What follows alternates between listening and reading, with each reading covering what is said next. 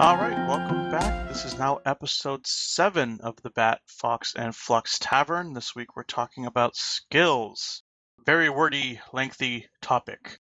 We will not be doing this line item as we have done with topics in the past because I don't want to have to deal with splitting episodes up into multiple parts again whenever possible. So, without further ado, I would just quickly like to go into a couple public service announcements of sorts about skills. The first, as someone who has run many games where players have done this, players, when picking your skills, please do not bring forgery to a dungeon crawl. It has no place in a dungeon crawl. It will never be used in a dungeon crawl, and if you do bring it to a dungeon crawl, please do not bitch at your DM for your poor choice in skills. That is all. There are some skills that, depending on the tone and setting of your campaign, will very rarely, if ever, be used, be useful, or be relevant.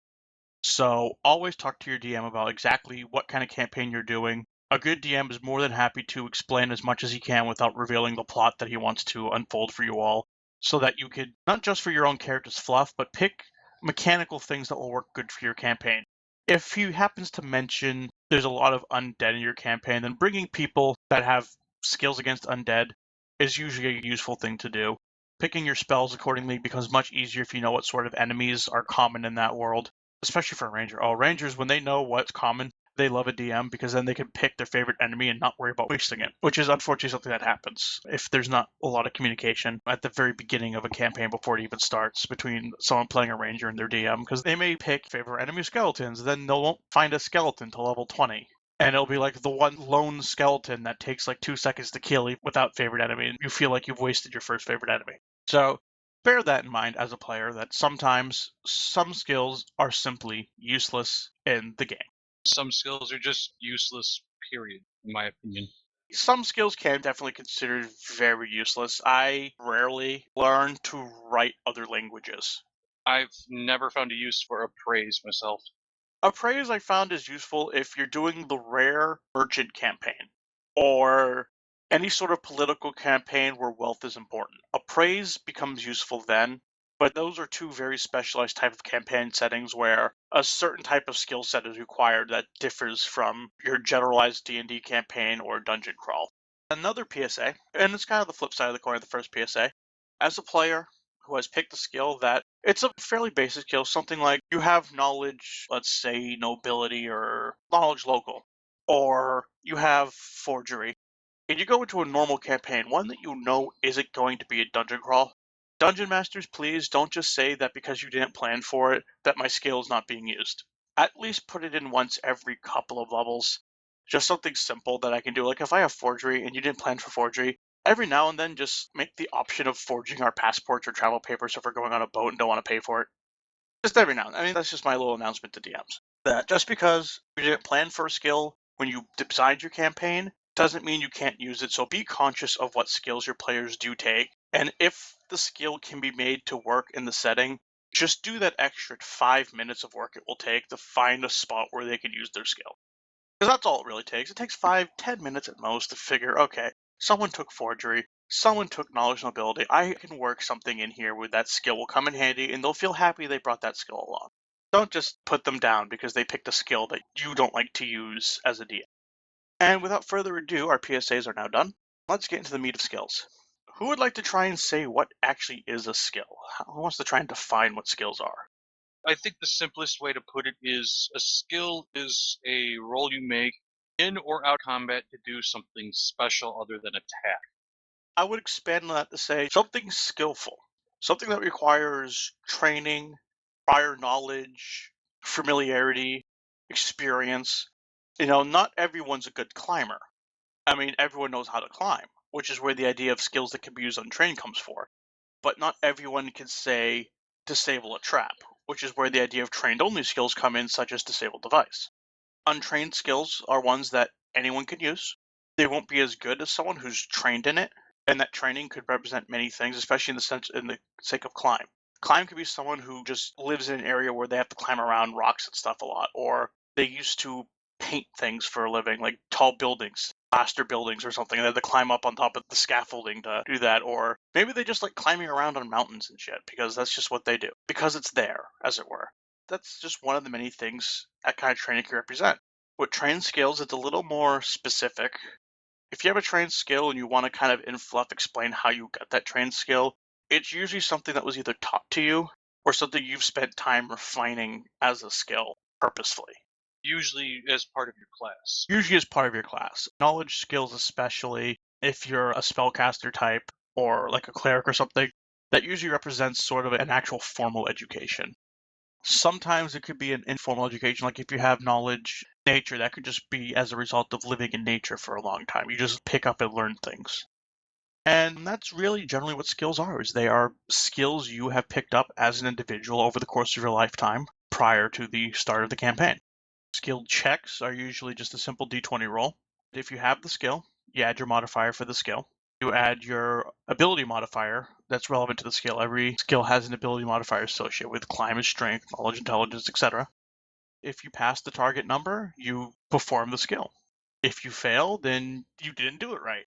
Sometimes you can do it again. Sometimes you can't. That's just the way the game works. If you're using concentration, which is primarily used for spellcasters to cast spells in the middle of a fight, if you fail a concentration roll to cast a spell because you're in the middle of melee combat, then there's no trying that again till next turn. You got hit, you've lost your spell. That's just what happens. There's really not much else to say, I think, on the basics of skills. That's kind of the beauty of skills, is they are incredibly basic. You can aid another, which gives a bonus to the skill. So if two people are trying to do the same thing, and they're both capable of using that skill, it provides a bonus to the first person who uses his skill roll, and the second guy basically gives them a boost to doing it. There's also skill synergies. If you have 5 or more ranks in a specific skill, you get +2 bonus on other skills that are helped by your knowledge of other skills, such as being good at bluffing helps your diplomacy. It helps your ability to disguise, to act in character of who you're disguising as. It allows you to intimidate better because you can come up more grandiose and false intimidations that you can use on people. And it's good at sleight of hand because you're better at pretending you're not actually pickpocketing from somebody or hiding something up your sleeve. There's many other synergies in the book. Synergies are a really great way for character min-maxing. Yes. It's required if you're going to make the most of your character. Unfortunately, in my previous campaign I was just in most recently, I neglected my skill synergy when min-maxing the hell out of my wizard, which probably would have worked much more in my favor if I'd actually remembered to do that, because I sometimes forget skill synergies exist in 3.5. I'm too used to 4th edition, unfortunately, because for the longest time that's all I could get people to play. There's nothing wrong with 4th edition. I do enjoy 4th edition, but it is a much simpler, streamlined version of 3.5, which is why this show is primarily about 3.5, because it requires that extra bit of explanation to know what the hell you're doing. Opposed checks is something else we should probably go over very briefly. Basically, if you're trying to do something that someone has a chance of opposing against you, for example, if you're trying to con someone with a bluff check, they have the option to use sense motive to try and overcome your bluff and realize you're a lying son of a bitch and call you out accordingly. If you're trying to sneak on somebody and you're moving silently, they can try and listen for you. If you're trying to hide, they can try and spot you, and so on and so forth. And the way opposed checks usually work is the highest roll wins. If you rolled higher than them, you do your action. If they roll higher than you, they do their action. Which is not the norm for skills, because most of the time you just have a difficulty challenge rating, or DC, in which you must meet or beat. Sometimes actually beat depends on your DM, but it's supposed to be meet or beat, unless they're being an asshole. And if they're being nice, sometimes if you beat it, they let you do it in somewhat more spectacular fashion to represent you being really good at it. Yeah, and the difficulty rating increases depending on the complexity of the task at hand. Every skill will list modifiers that modify the difficulty of performing a skill. So don't expect to be doing fantastic feats of acrobatic goodness with only 4 ranks at level 1. No, Just not going to happen. you're not going to be that guy who cuts the rope, rides the chandelier as it falls up into the air, jumps onto the staircase, and slashes the guy at level 1. You might be able to do that at level 15, but If a character really wants to be stupid about wanting to do something, just figure out a DC for it. Gary Gygax himself has said that you can literally hide up someone's ass with a height check of 32. Exactly. The hilarity of this being 32 is actually not that difficult to reach. Nope. And for some bizarre reason, most skill checks in the book cap at 35. So take that for what you will. They really did not scale their checks very well.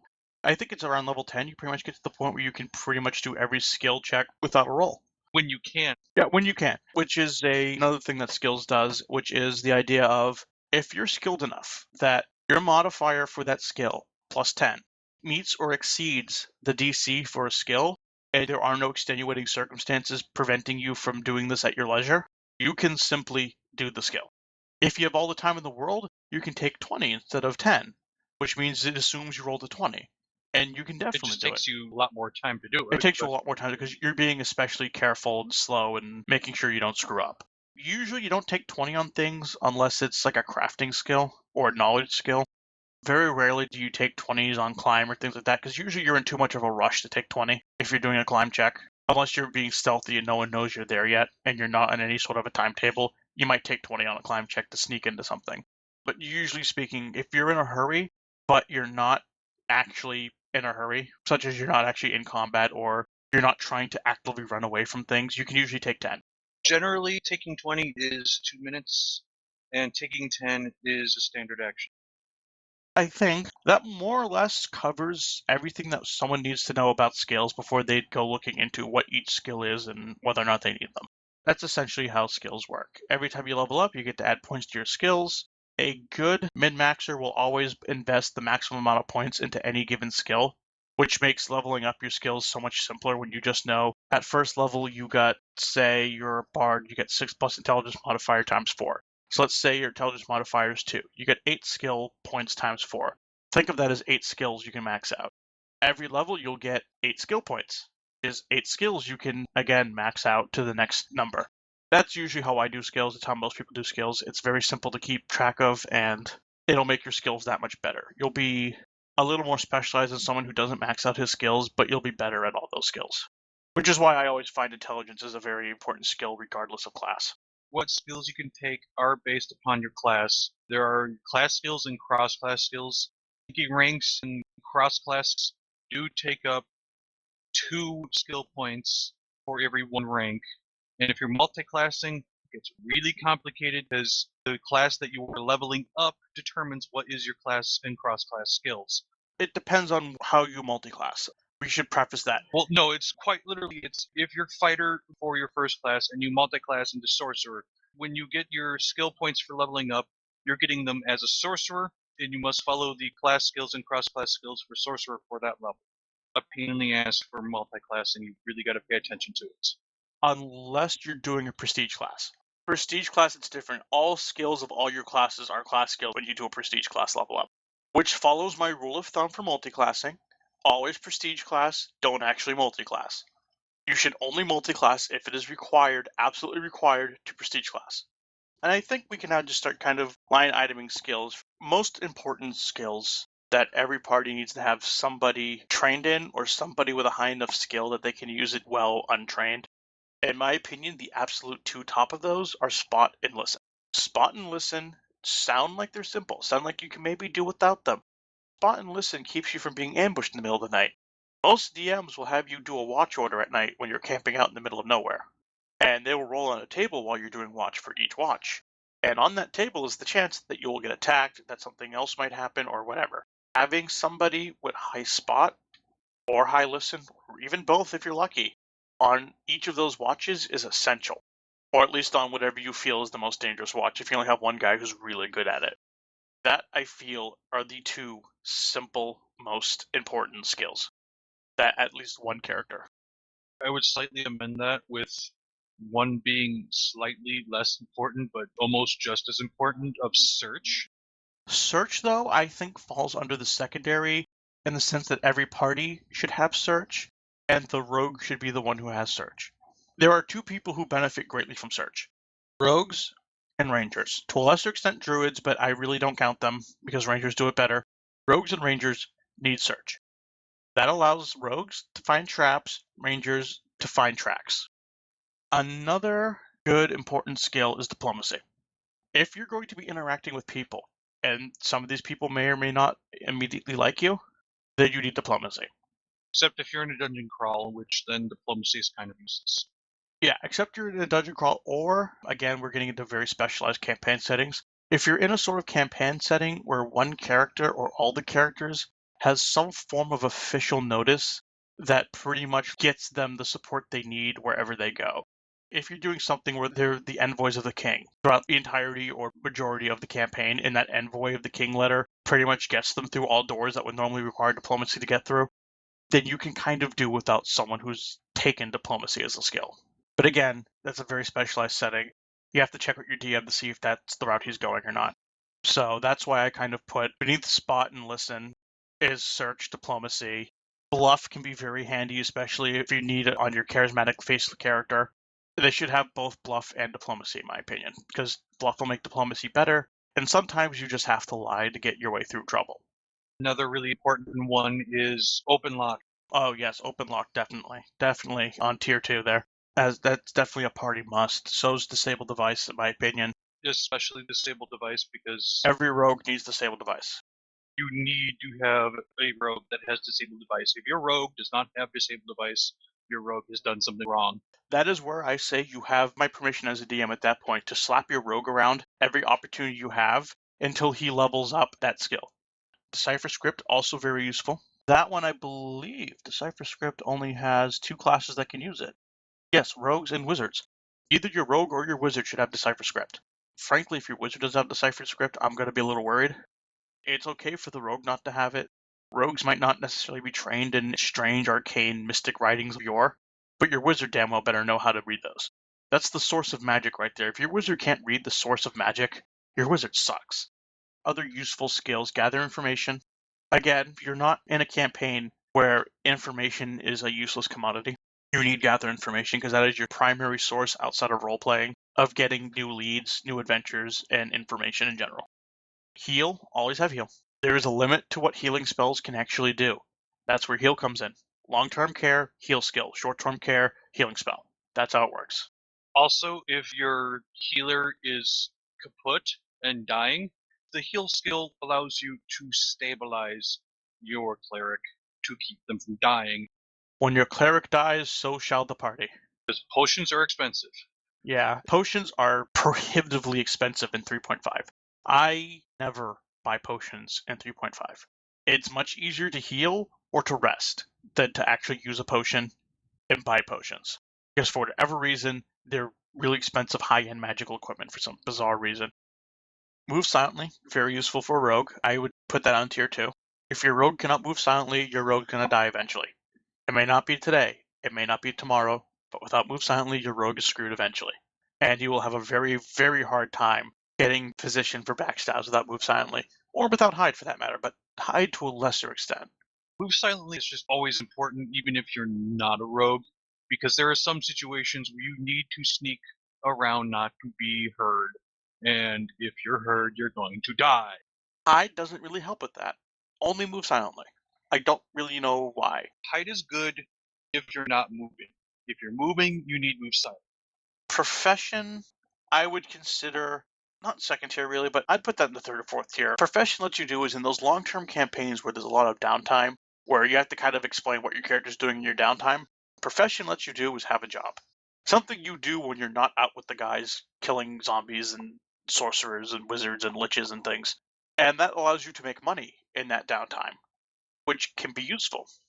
Now, in other systems that use 3.5, profession comes into play a lot more, but in the standard D&D 3.5, it doesn't come into play a whole lot, but it is nice for some extra cash for long-term campaigns. But for short-term ones, it's completely useless. I'm personally very fond of both being in and running such long-term campaigns where every now and then they're like, okay, we're going to have downtime where you don't do anything for so many months. What are you guys doing? Especially campaigns where time skips come into play, and time skips are the best time to use crafting skills. Profession, is profession the only actual job skill? Yeah, because perform is more short-term, and it can be used in more situations than just a job. Yeah, perform is the slightly better if you're on the move version of profession, where perform lets you do basically street performing for extra coin. Bards usually have it because it's a class skill. Along with other things too, because you use it for playing instruments as well. Right, well, playing instruments can be considered a street act. Going off on a slight tangent, I actually do recall there was a very, very nice guitar player when I was visiting my now wife's family in England when we were by the Roman baths. And he was right outside the square between the cathedral and the Roman baths playing very nice Spanish guitar for tips. That would be a perform check. To just kind of sit there somewhere in the town square playing your mandolin or whatever and getting tips. I think we'll move down to Tier 3, as I'm going to call it. Tier 3, I'm going to say right now, survival is Tier 3. If you need to be in the woods and you have met the other prerequisite skills, someone should take survival. Survival will help you get food, so you don't have to carry around tons of journey bread. Because frankly, unless your setting has Bomar, journey bread gets kind of expensive. You don't really need more than one person with survival, though. One person should you do not. suffice. The only time 2 people with survival is useful is for high checks and doing aid another. They give the guy with the better survival check the bonus to his survival check. Really, you don't need that bonus, so you're better off just only having one guy take it. In the event of miscommunication, 2 people get it, just have the guy with the lesser skill aid the first person. Balance is another tier 3 skill. Yep, balance is very self-explanatory. It's the art of balancing. Climb, swim, I'd even say tumble.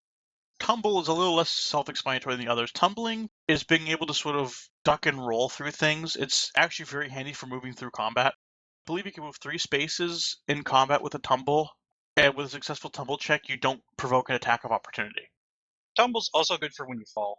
It's also good for when you fall, because it lets you tuck and roll when you hit the ground so you don't take as much damage. Or no damage if it's a small enough fall. Ride, definitely tier 3. You don't necessarily need ride to ride a horse, but if you're going to be riding that horse in combat, you need ride. Granted, the amount of people that need to use ride in combat is a very tiny amount. Like, the only person that's going to use it is a paladin, really. A fighter with ride can actually be very useful if you're going to be doing a lot of mounted combat. But the fact is, a fighter with ride, even then, is very rarely going to get to use their horse. The horse will be useful in one of 2 places. Plains, and maybe rarely in a city. You're not going to use a horse in underbrush. You're not going to use a horse in a dungeon, because you're going to have to take the horse with you everywhere you go. What I'm saying specifically is in a campaign where ride in mounted combat in general is a thing, the DM is going to account for the fact that ride isn't really useful outside of a plains situation for combat, and will accordingly put in several open areas of plain, tundra, or whatever, where ride can be used. Even a desert would work with ride. Actually, if you have a desert campaign, ride's incredibly useful and life-saving, because ride will help you get around faster so you're not sitting around the desert, walking around in the hot sand and the hot sun. And if you get attacked on the open desert, everyone having a horse and being able to fight on that horse, or most people being able to, gives you an advantage or levels the playing field depending on whether or not the attacking force has horses and camels. Ride is incredibly useless, though, in a dungeon crawl. Your horse isn't even going to fit inside the fucking dungeon. Hold up, unless you're a halfling paladin who can always get his horse because he can summon it, then you can always have a horse because your horse is technically small with you. A halfling paladin can be terrifying, because I believe at that point a halfling paladin could also ride a dog. A halfling paladin is one of those min-maxing things that's kind of terrifying, if not for the fact that paladin kind of sucks. There is that balancing factor that paladin sucks, so it's not as terrifying as it could be. Rangers in such a setting also are good with ride. I've had people in my campaigns where I told them I'm doing a dungeon crawl, and they insist on being a paladin and having their horse mount, and I'm going, why? Why? Why be a paladin in a dungeon crawl if you're going to take your horse? The horse is going to be left behind the entire dungeon.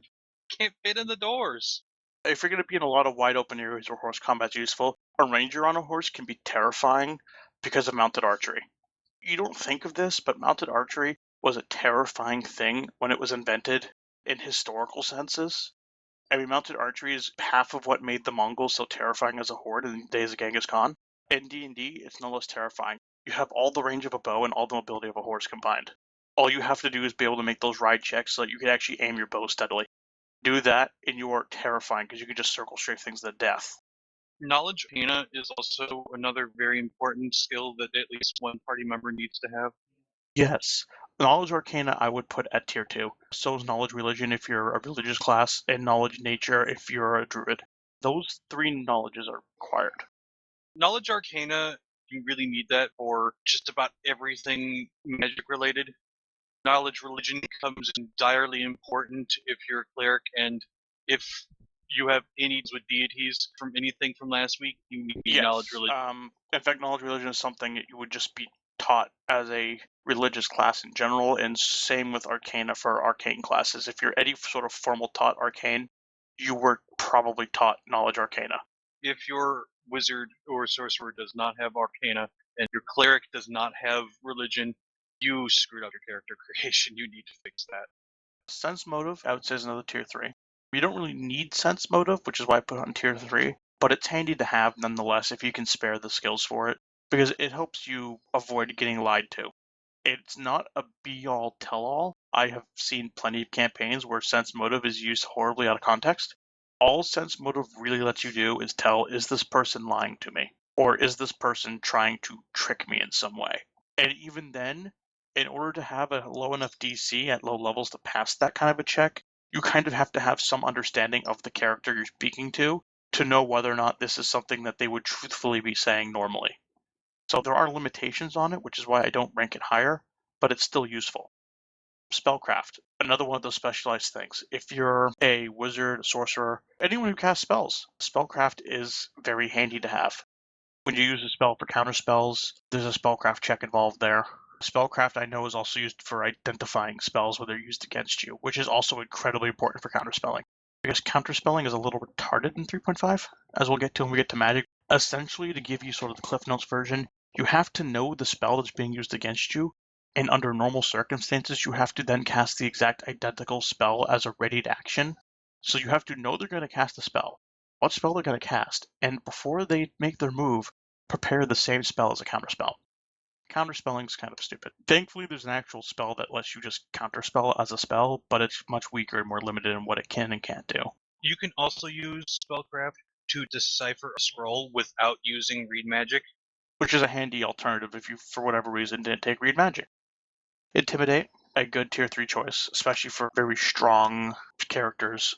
I really don't get why Intimidate is charisma-based only, because you can be just as intimidating with strength, in my opinion. A lot of video games that incorporate a skills, especially RPGs, tend to make Intimidate more strength-based. I think, at DM's discretion, it could be either. In my humble opinion, it should be whatever your highest of charisma or strength is when you're doing Intimidate. Just because the fighter isn't charismatic doesn't mean he's not terrifying. And frankly, your fighter is going to be the one probably using Intimidate. Or your barbarian. Intimidate does have a little special caveat with it, that you get a +4 bonus to your check for every one size category larger you are to the target. Which is why I feel strength should be counted if you don't have a good charisma. Because it does take into account that physical stature is intimidating, in the sense that larger creatures have bonuses against smaller creatures. Likewise, a more physically fit creature should have a bonus against a less physically fit creature. Just as a charismatic creature already has a bonus against less charismatic creatures. That's just my little 2 cents on a handy home rule, in my opinion. I tend to think use magic device should be classified as tier 2 rather than tier 3 myself. Yeah, I would definitely say use magic device is incredibly handy. It's another rogue only, and it's another one of those things where you need it. Your rogue really needs to have use magic device. Let's rogues use rods and things. Including items that they wouldn't normally like be able scrolls. to. Yeah. You have not known terrifying until you've seen a rogue whip out a fireball scroll and realize the rogue knows how to use it. I don't really see other things I would consider tier 3, so I think we're getting into tier 4 territory now. Definitely the crafting skills fit here. Crafting is tier 4, in my opinion, because by the time you're getting to the point where you get to tier 4, you should have already picked many skills. If you still have a skill point open when you get to tier 4, generally you want to use it on crafting if there's going to be downtime. Escape Artist is another one too that's tier 4. It's useful, but its use kind of is limited. Forgery, useful but limited. Use rope, useful but limited. Use rope gets used in every game I've ever been in, at least once. Use rope, yeah, fair enough. Use rope is useful, but it's also one of those things where it's a little limited, so it's kind of on the cusp. Some people will consider that a tier 3, some will consider that a tier 4, I think. For a rogue, it's definitely a tier 3. Rangers can also take it, but generally speaking, only the rogue really needs it. It's a good thing to take if you run out of other higher tier rogue skills. That's a good last skill to take.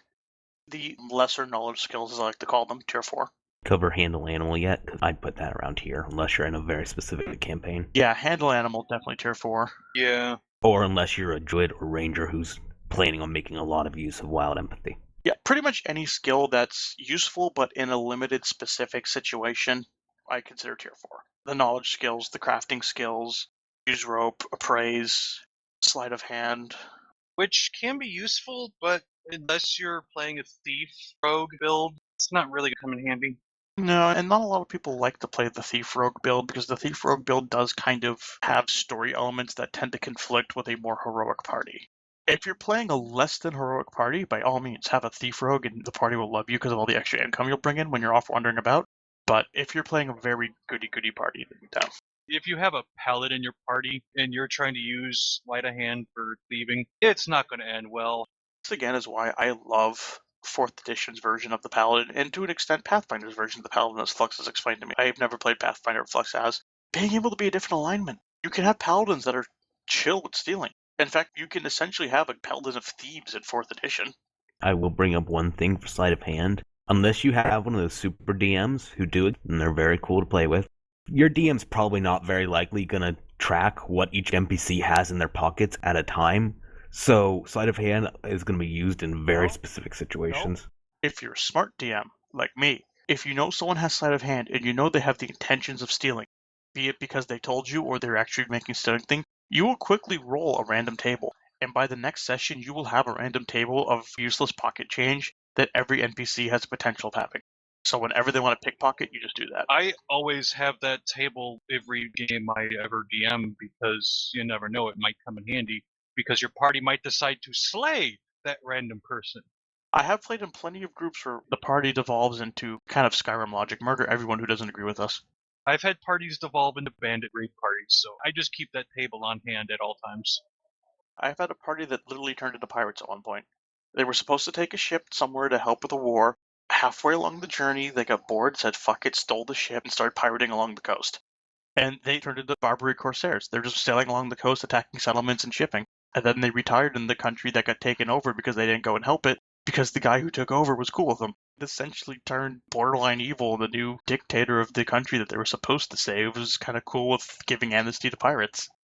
So, appraise, I would definitely list as tier 4 or even tier 5 because it's only going to come in handy for only a few people. Appraisal can help you know the value of the gem you just picked up. But if you got a dwarf in your party, you don't need it. He does that anyway, so no problem.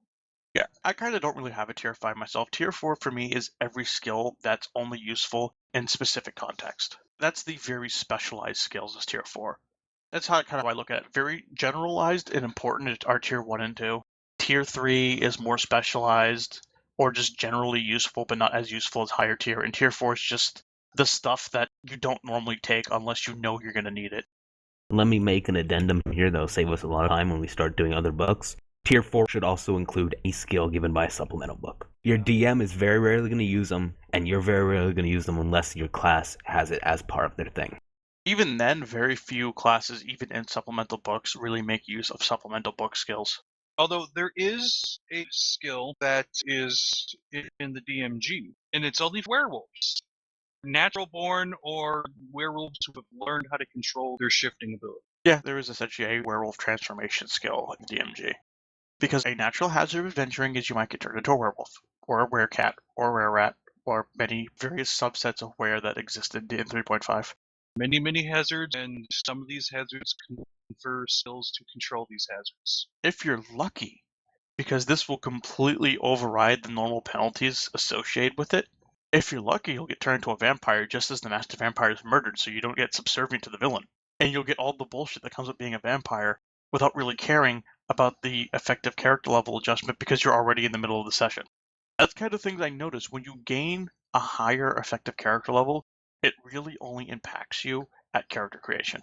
Yes and no, but we'll get into that another time in detail. Well, by the time you're fighting vampires anywhere, you're so high level that you maybe have 2 or 3 levels left to go before you max out. And at that point, the benefits of being a vampire puts you into epic tier by default. I've looked very carefully over the years at the stats of vampires in 3.5. They are broken and should only be encountered by people level 15 and higher, in my humble opinion. And at that point, if you get turned into one, you're essentially level 20-something by effective character adjustment, so you become so much more powerful than the rest of the party, you don't care that you're not going to hit level 20 before they do. That more or less covers skills, I think. The only really other thing to really go into is maybe a few minutes just covering a few skills that we like and how to use them. Oh, can I take it up by talking how weird diplomacy works in the game? I think it's 4.0 that diplomacy just essentially becomes a skill for, making people agree with you. 3.5, it's very odd. Diplomacy works essentially like, if you've ever played Oblivion, how their persuasion system works. You have ranks, and depending on your rank is how people will work for you. Yeah, there's 5 ranks from best to worst. It's helpful, friendly, indifferent, unfriendly, and hostile. So, diplomacy jumps between all these different ranks trying to explain how it works. And the worst thing is they all have game rules associated with each rank, and there's even spells that specifically require certain ranks.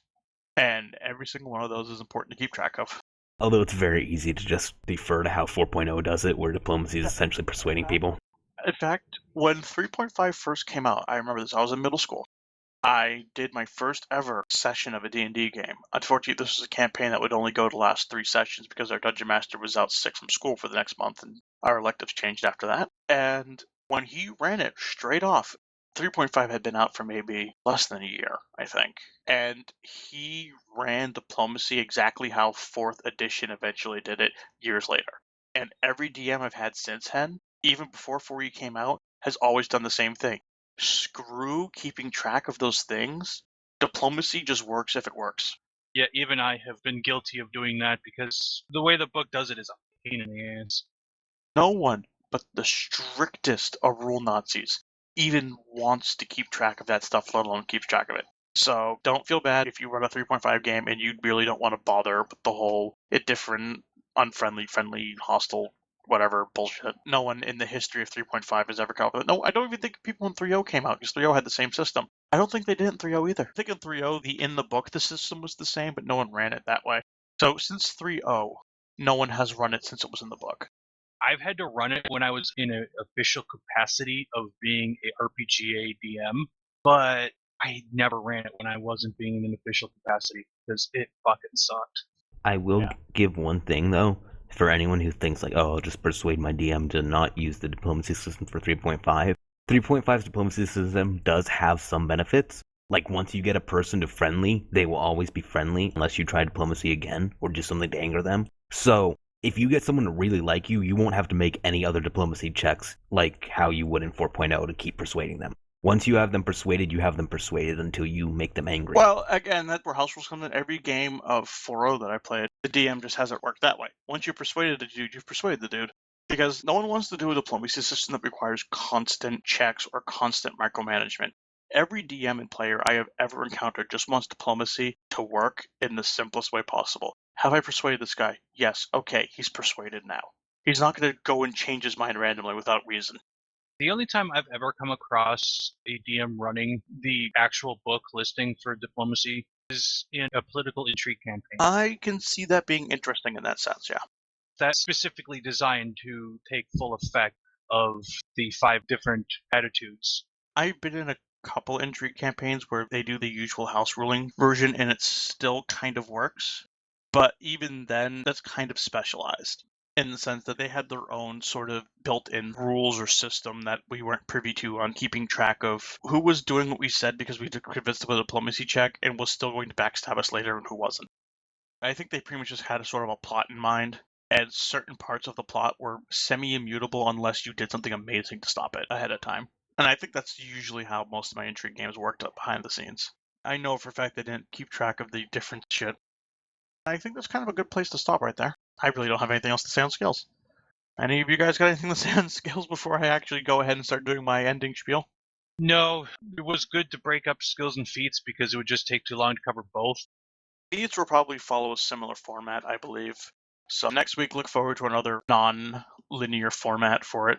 I think in the future we'll try and break away from the alphabetical order more often because alphabetical order doesn't always make the most sense as you get deeper and deeper into the books of the mechanics. It worked for races, it worked for gods and classes, but when you get the skills and feats, there's certain qualifiers that need to be considered beyond where they fall in the alphabet. And I'll be damned if I do that with equipment. Oh, equipment, I believe, will be a very lightly touched upon episode where we're not going to dive very much into the specifics of individual equipment unless there's something very specific or very keen to point out. So hope you all enjoyed episode 7. If you want to catch us somewhere else besides our show, you can watch our streams, Red Fox at redfox_nightfox on Twitch, Flux at Twitch, myself, SovekOnivris at Twitch. I also have my Patreon, patreon.com/SovekOnivris. Certainly, please support if you are enjoying. The support I get will probably go very much into determining whether or not there's more than 2 seasons, as scheduling without support is becoming increasingly difficult for me to justify. Unfortunately, that's just a simple thing. We really only have a maximum of 3 seasons planned, at most, possibly only 2 seasons. And without the support of our viewers, I may not be able to continue putting time aside to provide the content for this and my other shows. Don't worry, we'll be doing a podcast telethon in a few months where you call in and donate because sponsors like you are what keep us running. Flux, I might just do that. I kind of like the idea of a telethon episode. Maybe not this, maybe we'll do it on the live show. Anyway, I hope you all enjoy and catch us next time. Certainly, we will be talking about feats. Thank you all. And remember, this is all brought to you by people like you. Indeed. Or something like that. Indeed. If we had Jerry Lewis alive, I would be hiring him to help promote this right now. Good night, good day, good whatever, everybody. Vote SCAC. SCAC War Chief for life. Vote SCAC for President 2015. For context on this, go watch Flux's stream of the new Shadows Middle Earth. Okay, I'm actually hitting the stop button now.